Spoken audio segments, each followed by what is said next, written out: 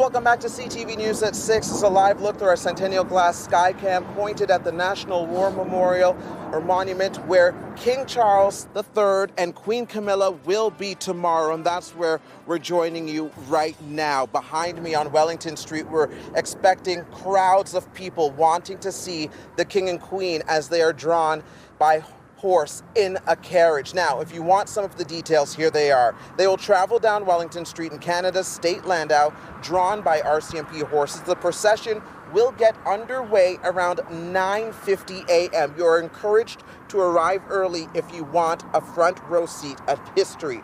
They will arrive at the Senate at 10:15 and will receive full military honors, including a royal salute.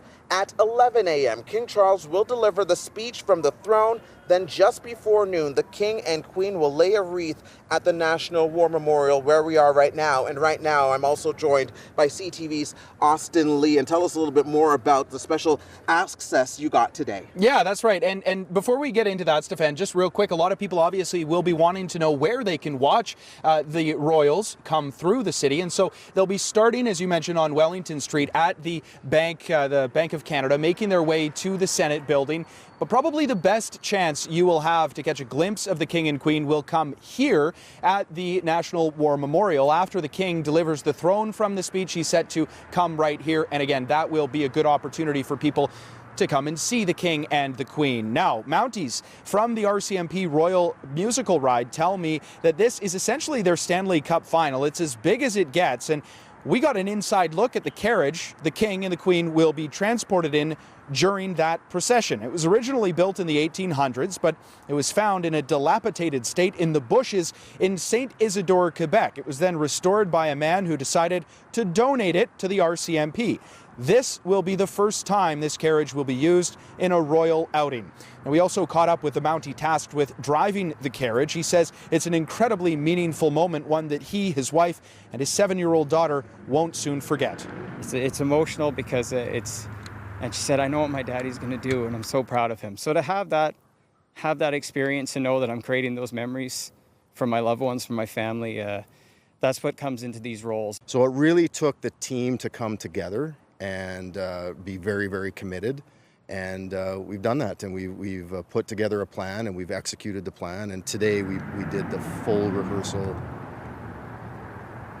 Now, Tuesday's procession down Wellington Street will include more than 20 horses from the RCMP musical ride. Of course, the RCMP has very deep ties with the royal family. Back over 100 years ago, King Edward VII really gave them the title of royal on the then Northwest Mounted Police Unit. So it really shows you how rich that history is, and a very exciting time for the RCMP members that will be part of this tomorrow. Stefan. Definitely exciting times for everyone involved, and thank you for mentioning where the best places to see the royal will be. Of course, you will keep in mind that the K9 unit was out earlier today sniffing around, making sure the area was secure, but you also need to know about some road closures. So if you do work in the downtown core or plan on coming down here, there are some road closures that you must know about. There will be extensive closures in the core tomorrow between 5 in the morning and 1 in the afternoon. Rideau Street between Dalhousie and Sussex will be closed to vehicles.